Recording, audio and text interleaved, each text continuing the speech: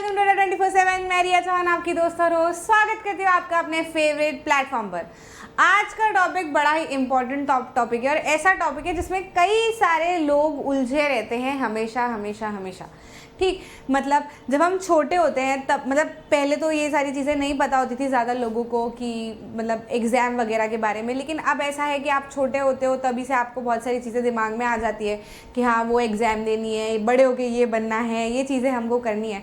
तो आप में से कई सारे लोग आईएएस बनने के सपने देख रहे होंगे, या तो बचपन से या किसी ने अभी अभी सोचा होगा, कुछ तो दिमाग में आया होगा कि आईएएस बनना है। तो कैसे बनना है, क्या करना है, ये पूरा हम इसी वीडियो में कवर करेंगे, जिसकी स्टार्टिंग जो है उसमें आपको मैं ये बताऊंगी, क्योंकि शुरुआत यहीं से होती है कि आपको सब्जेक्ट क्या लेना चाहिए, उसके बाद में ही जो है वो आपके आगे आगे आगे आगे प्लान्स बनते जाते हैं। तो मैं अपने अनुभव के हिसाब से, अपने एक्सपीरियंस के हिसाब से आपको चीज़ें आज बताने वाली हूँ। अगर आपको सही लगे तो आप बिल्कुल कर सकते हैं, अगर आपको लगे कि नहीं इसके अलावा आप कुछ और तरीका अपना सकते हैं तो फिर वो भी आप देख सकते हैं। लेकिन ये प्योरली उन लोगों के लिए है ये वीडियो जो कि आईएएस आगे बनना चाहते हैं।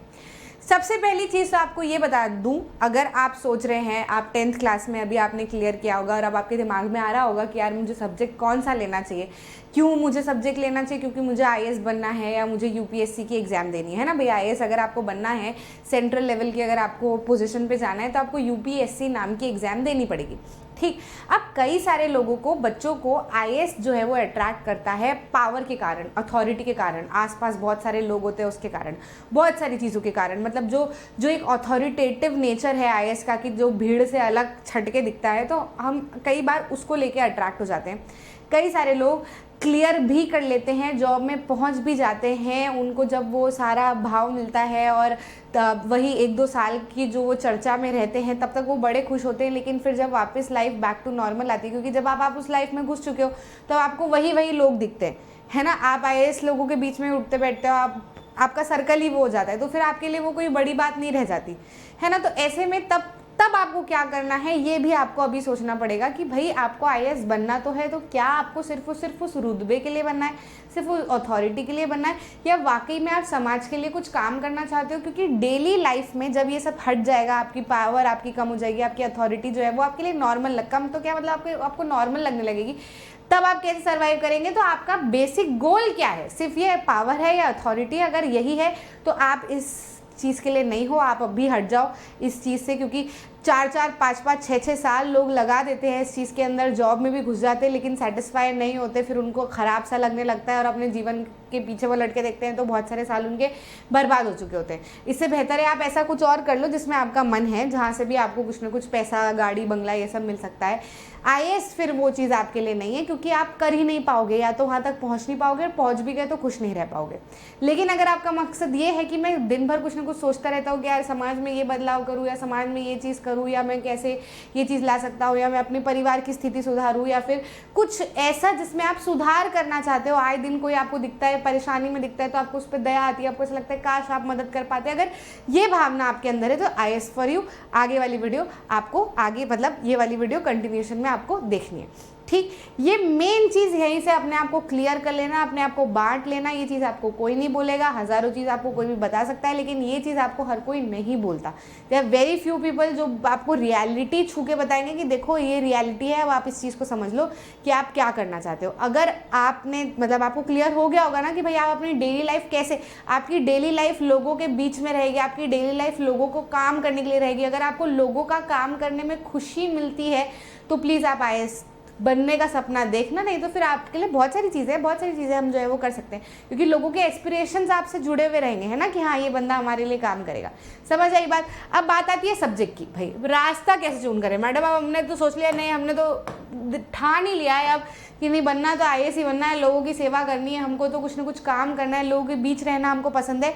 तो अब हम ये रास्ता कैसे आगे बढ़ाएं, है ना।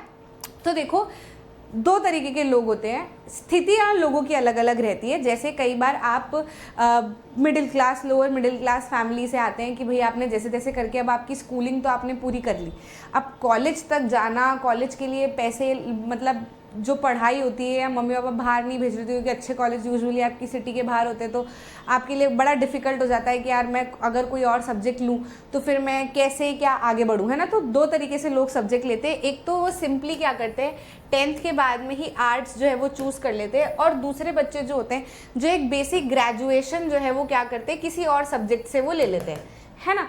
ठीक है, तो अब जैसे मैं अपनी बात करूँ तो आई ऑल्सो हैड 2 ऑप्शंस कि या तो मैं आर्ट्स ले लूँ या फिर मैं ग्रेजुएशन जो है वो किसी और सब्जेक्ट से कर लूँ।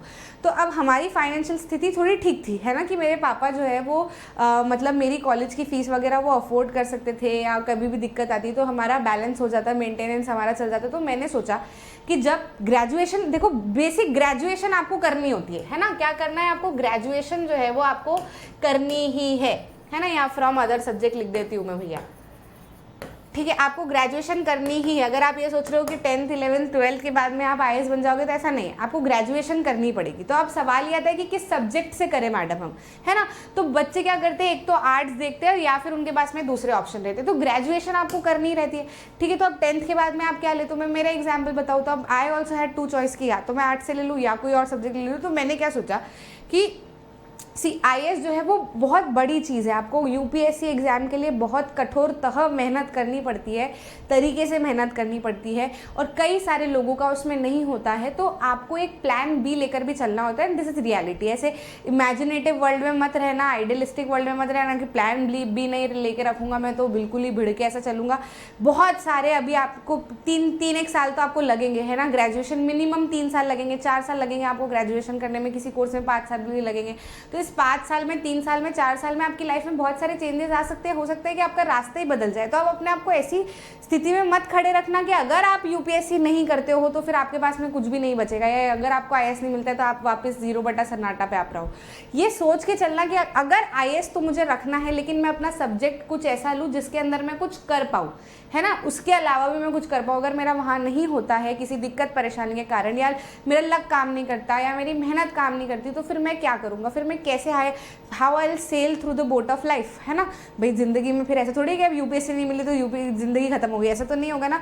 तो आपको सेल करना है, तो आप कैसे करोगे, तो ये सोच के अपना सब्जेक्ट लेना, है ना। जैसे मान लो आर्ट्स में भी फिर आपको बहुत सारी चीज़ें आगे करने की होती है, जैसे UPSC के नीचे लेवल की भी बहुत सारी एग्जाम्स होती है। तो क्या आप उसको उन एग्जाम्स को लोगे तो आप पूरी तरीके से आर्ट्स से ही करना चाहते हो क्या, है ना, मतलब हिस्ट्री, इकोनॉमिक्स और ये सब अभी से 11th 12th में पढ़ना चाहते हो आप, 2-3 साल फिर वही पढ़ना चाहते हो, तो आप आर्ट्स से ले लो, है ना। लेकिन अगर आपकी फाइनेंशियल स्थिति थोड़ी ठीक है और यदि आप थोड़ा बहुत पढ़ सकते हैं, अगर आपकी एकेडमिक रुचि अच्छी है, मतलब आपको पढ़ाई करना दूसरा सब्जेक्ट, जैसे मैथ्स में अगर आपको इंटरेस्ट है या किसी और सब्जेक्ट में आपको इंटरेस्ट है, तो मेरे पास में भी सेम ऑप्शन था। तो मैंने क्या सोचा, मैंने ये सोचा कि भाई मान लो इन केस अगर कोई दिक्कत रहती है बाद में, तो I should always have a plan B. और ग्रेजुएशन तो करना ही है, और कौन सा 3 साल में हम एकदम भिड़ के पढ़ने लगते हैं। मुझे तो पता था कि मैं तो नहीं पढ़ने वाली एकदम 3 साल में भिड़ के, है ना, मतलब एक टाइम आएगा जब मैं अपना पूरा दे पाऊंगी 1-1.5-2 साल के लिए। बाकी मैं अभी भी ये 3 साल कॉलेज के लिए तो नहीं कर सकती। और IAS जैसी पोस्ट जो होती है वो आपका एक्सप्लोरेशन मांगती है, मतलब आपकी एक पूरी पर्सनैलिटी डेवलप्ड होनी चाहिए। तो आप सोचो, एक बंदा जो घर में बैठा है और 3 साल से सिर्फ पढ़ रहा है, जिसने लाइफ में और कुछ भी नहीं देखा, है ना, कंपैरेटिवली टू अ पर्सन जो कि आना जाना कर रहा है, कॉलेज में 1000 चीज़ देख रहा है, कुछ और नई चीज़ें भी सीख रहा है, तो उसके कंपैरिजन में अगर आप देखेंगे तो कॉलेज जाने वाला बंदा या कुछ और जो जिसने और भी चीज़ें की हुई है, तो उसका इंटेलेक्चुअल पावर थोड़ी सी ज़्यादा होगी, है ना। फिर एक्सेप्शंस हर केसेस में होते हैं, लेकिन मैं एक बेसिक तरीका आपको बता रही हूँ, ठीक है। तो मैं आपसे एक राय आपको देना चाहूँगी कि आप बेटर है कि जब आपको ग्रेजुएशन करनी है तो फिर आर्ट्स से क्यों करना, फिर आप कुछ ऐसी कर लो, जैसे मैथ्स अगर आपका अच्छा है तो आप बीटेक कर लो, है ना। तो आप जब जेई की तैयारी करोगे, भाई बीटेक के लिए आपको अच्छा कॉलेज चाहिए रहेगा, है ना, जाहिर सी बात है। और अगर आपकी फाइनेंशियल, आपको ऐसा लग रहा है कि नहीं मुझे तो गवर्नमेंट कॉलेज ही अगर मैं ले सकता हूँ तो बहुत ही अच्छी बात है, जेई मेंस और वगैरह की आप तैयारी बहुत अच्छे से कर लो।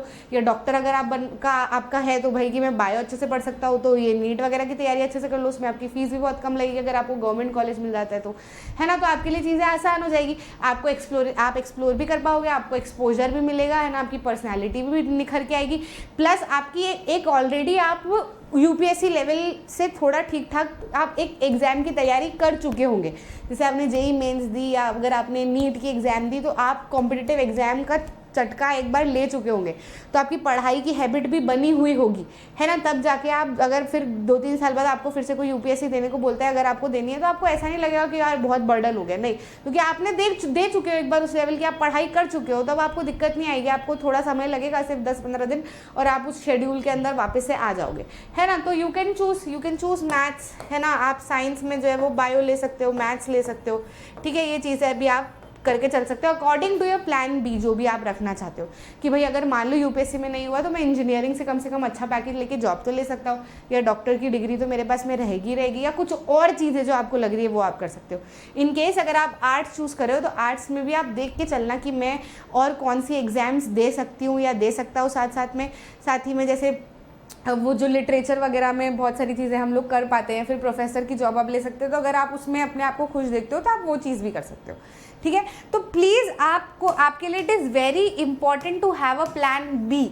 अगर आप सब्जेक्ट चूज़ करने में आपको परेशानी आ रही है, तो आप सबसे पहले अपना प्लान बी देख लो, कि इन केस यूपीएससी में तो होना ही है, 99.9% लेके चलो कि भाई होना ही है मेरा, पर प्रोबेबिलिटी तो है ना, इसकी भी है, ठीक है।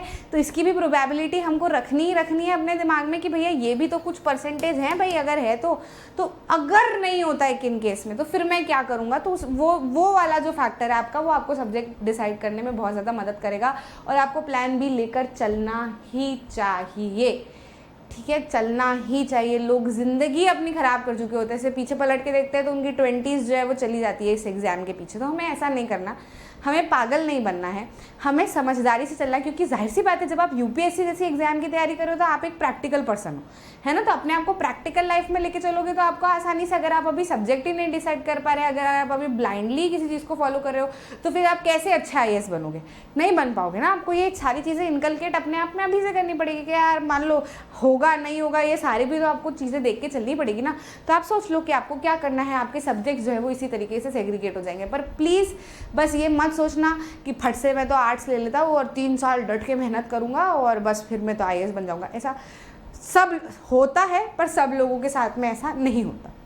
और अगर आप चाहते हैं कि यार मेरे को कुछ और भी एक्सपोजर ले लेना चाहिए, तो आपके पास में चांस है ना। आप 3 साल, मतलब मेरे दोस्तों के साथ में ही मैं आपको बता रही हूँ कि हम 4-5 दोस्त हैं, ठीक है। तो अब I also wanted to do UPSC. मेरी जो 2 फ्रेंड्स हैं उनको भी यूपीएससी करनी थी, तो उन्होंने आर्ट्स चुना, है ना, and they started doing it. और मैंने सोचा कि नहीं यार, मेरे को तो पहले इंजीनियरिंग कर लूँगी, ज़्यादा अच्छा रहेगा, और उसके बाद मेरा जैसे ही हो जाएगा कि मैं ठीक ठाक स्पेस में हूँ, तो देन मैं आईएएस की प्रिपरेशन शुरू कर दूँगी या यूपीएससी की प्रिपरेशन शुरू कर दूँगी। तो उन दोनों ने क्या सोचा था कि वो 3 साल एकदम बढ़िया से मेहनत करेंगे, बहुत अच्छे से मेहनत करेंगे, एंड रिजर्वेशन वाली सीट्स में भी आते हैं। आई बिलोंग टू जनरल, वो रिजर्वेशन, तो उन्होंने सोचा था कि आसानी से हो जाएगा, दिक्कत नहीं आएगी। एंड आई ऑल्सो थॉट कि it is better for them. लेकिन आज जब हम ग्रेजुएशन जब हमारी होने वाली है, मैं ऑलमोस्ट, मेरा लास्ट ईयर चल रहा है ना, एंड उनका तो 3 साल का ही कोर्स था, तो उनका तो ग्रेजुएशन हो गया। तो उन्होंने देखा कि they didn't studied too much, मतलब जितना उन्होंने सोचा था इतना वो नहीं पढ़ पाए, और अब वो सोच रहे हैं कि क्या करें, अब हमारे पास में तो हाथ में ऐसा कोई सब्जेक्ट भी नहीं है जिसको लेकर हम जॉब कर पाएँ, या फिर पढ़ाई भी बहुत करनी पड़ती है, तो होगा नहीं होगा, ये सारी बातें दिमाग में आ रही। लेकिन as compare to them I am little bit sorted कि हाँ मेरे पास कोर्स भी है, डिग्री भी है, चाहूँ तो I can opt for a job. मैं ऑनलाइन एजुकेशन भी कर रही हूँ, फाइनेंशियली थोड़ा बहुत ठीक ठाक भी चल रहा है, साथ में अब मैं साथ में पढ़ाई भी करूँ तो मुझे कोई प्रॉब्लम नहीं है। मास्टर्स भी करना चाहूँ तो वो भी मैं कर सकती हूँ, कोई प्रॉब्लम नहीं है। नाउ वो अब वो ज़ीरो पे खड़े हैं कि भाई क्या करें, अब मास्टर्स करें या पढ़ाई भी नहीं हो पाई है तो क्या करना चाहिए, कुछ हाथ में अच्छा बेसिक अच्छा सा ग्रेजुएशन भी नहीं है, तो फिर आगे लाइफ में क्या करेंगे, ये सारे सवाल घूमने लगते हैं, ठीक है। तो आपको ये सारी, देखो, शुरुआत से प्लान करके चलो, है ना। ऐसा नहीं कि बात का बाद में देखा जाएगा, ऐसा नहीं होता है। आज इसे देखने लगोगे तो फिर आने वाला समय आपके लिए बहुत ठीक ठाक सॉर्टेड होगा, लेकिन आज नहीं सोच के बात पे टालते रहोगे तो कभी ना कभी उस चीज़ को फेस करना पड़ेगा, परेशानी में पड़ जाओगे, है ना। अब वो छोड़ चुके हैं उस चीज़ को, मास्टर्स के लिए जा रहे हैं, सो कोई मतलब नहीं निकला इस बात का, है ना। तो ऐसा मतलब उनकी गलती नहीं है ना, तो this is because lack of guidance. तो आपके पास में अगर गाइडेंस है, आपको ऐसा लग रहा है कि आपको एक तरीके से जाना चाहिए, तो आई वुड प्रेफर कि आप ग्रेजुएशन अच्छे से करें, है ना। आप अच्छे से अपना ग्रेजुएशन करें, अच्छी डिग्री से, भले वो प्राइवेट कॉलेज से कर रहे हो, गवर्नमेंट कॉलेज से कर रहे हो, ये कम्प्लीटली अप टू यू। एक कॉम्पिटिटिव एग्जाम आप अपने 10th के बाद, मतलब अपनी 11th 12th के बाद भी देने की कोशिश करें। पढ़ाई करें, अभी से पढ़ाई का जो है वो माहौल अपना रखें, एक प्रिपरेशन आपकी जो रहेगी भाई, आपने 10th 12th के बाद में भी कोई कॉम्पिटिटिव एग्जाम की तैयारी दी है तो फिर आपके लिए यूपीएससी के सांचे में ढलना आसान हो जाएगा, है ना। नहीं तो नहीं दिए तो फिर अब आपको अचानक से बोलेंगे कि यूपीएससी लेवल के एग्जाम दो, तो आपके लिए टफ रहेगा। हालांकि बच्चे कर लेते हैं, बिल्ले बच्चे भी होते हैं जो कर लेते हैं, I am not saying that, exceptions हैं, लेकिन अपने आप को अगर सेफ साइड सेल करना है, क्योंकि एवरीबडी इज़ नॉट एक्सेप्शन है, एक्सेप्शन क्यों कहा जाता है उन्हें, तो इसलिए खुद को सोच के चलना। अगर आपको लग रहा है कि नहीं आप कर लोगे तो इट इज़ वेरी गुड, आप अपना पूरा समय दो और पूरी तरीके से आसानी से आप इस पाथ पे जा सकते हो। लेकिन अगर आपको कहीं भी थोड़ा बहुत दिक्कत लग रही है तो फिर आप ये वाला पाथ आसानी से चूज़ कर सकते हो। आई होप आपके लिए चीज़ें थोड़ी दिमाग में क्लियर होगी। और भी कोई डाउट हो तो आप अपने कॉमेंट सेक्शन में मुझे बता सकते हैं, हम कोशिश करेंगे आपके डाउट्स को क्लियर करने की। मिलते हैं अगले वीडियो में, बाय बाय, टेक केयर।